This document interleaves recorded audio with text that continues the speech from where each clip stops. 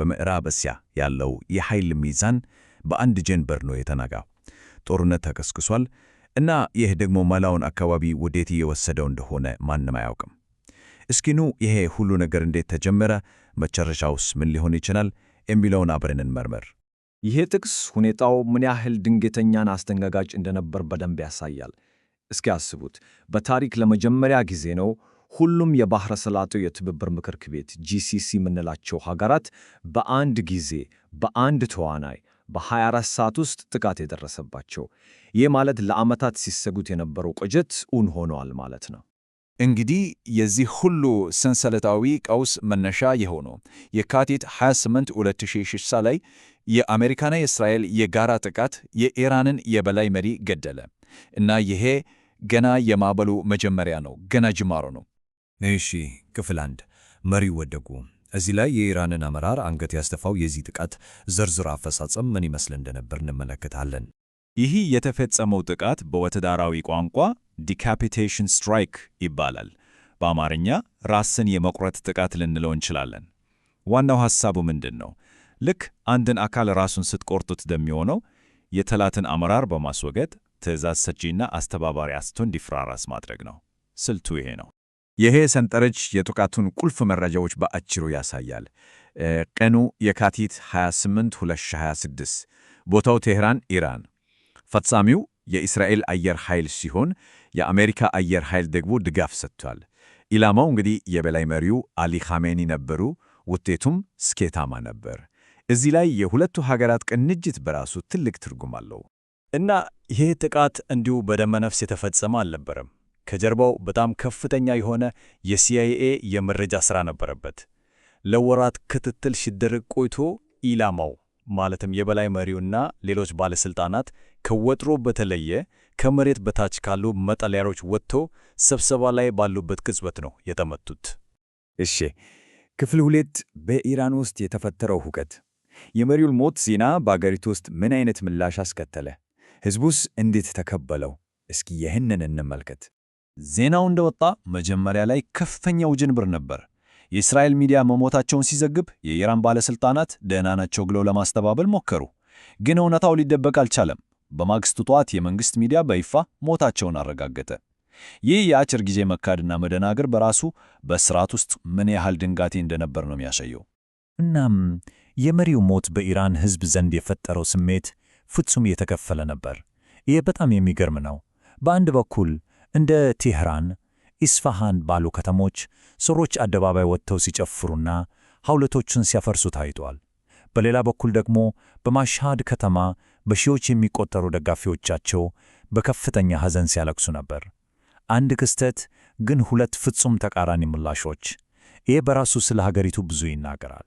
ይህንን አጋጣሚ በመጠቀም በስደት ላይ የነበሩ ታዋቂ የተቃዋሚ መሪዎችም ወዲያውኑ ድምፃቸውን አሰምተዋል።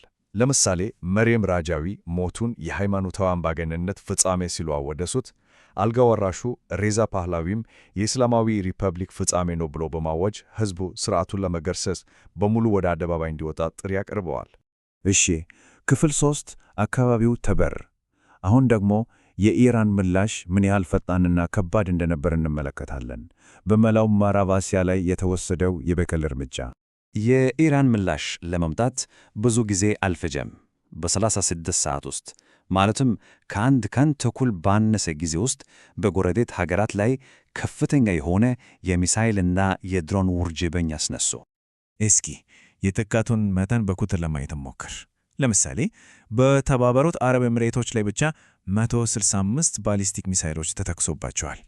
ከሚሳይሎቹ በተጨማሪ ደግሞ 541 ድሮኖች 541 ሰው አልባ አውሮፕላኖች በኤሚሬቶች የአየር ክልል ውስጥ ተመቶ መውደቃቸው ተረጋግጧል።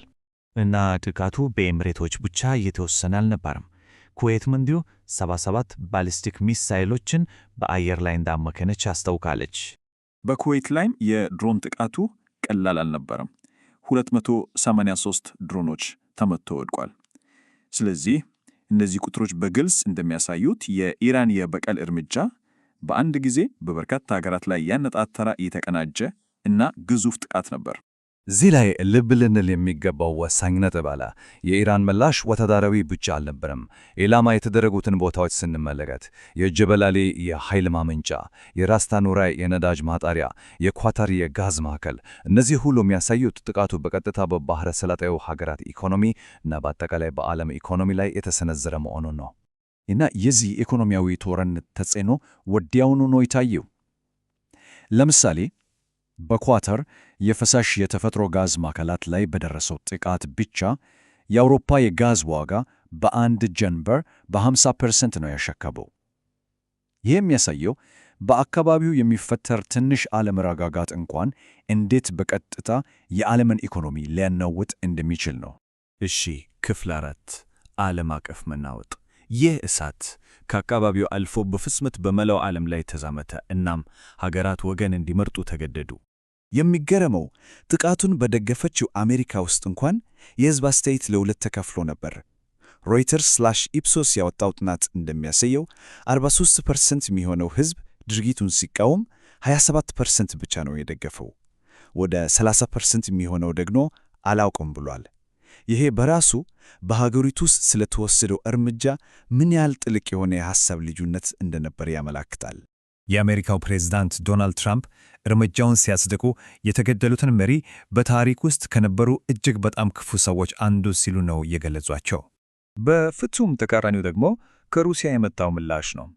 ፕሬዚደንት ቭላዲሚር ፑቲን ድርጊቱን የሰውን ልጅ የሞራልና የዓለም አቀፍ ሕግን ሁሉ የጣሰ የተሰላ ግድያ ሲሉ በጽኑ አውግዘውታል። እና ይሄ የአሜሪካና የሩሲያ ክፍፍል በመላው ዓለም ላይ ነው የተንጸባረቀው። እንደ ቻይናና ሰሜን ኮሪያ ያሉ ሀገራት ድርጊቱን በጽኑ ሲያወግዙ፣ እንደ እንግሊዝና የአውሮፓ ሕብረት ያሉ ወገኖች ደግሞ ምናልባት ይሄ ለኢራን የተሻለ ለውጥ ሊያመጣ ይችላል የሚል ጥንቃቄ የተሞላበት ተስፋ አሳይተዋል። ዓለም ለሁለት ተከፈለች ማለት ይቻላል። እናም ይህ ሁሉ ነገር ወደ አንድ ወሳኝና ከባድ ጥያቄ ያደርሰናል። አንድ መሪ ሲጠፋ፣ አንድ ሙሉ አካባቢ በእሳት ሲነድ ለመጀመር ይህን ያህል ቀላል የሆነ ግን ደግሞ ለመቆጣጠር ፈጽሞ ማይቻል የሚመስል ጦርነት የመጨረሻው መውጫው ምን ይሆን? መጨረሻው ምንድን ነው?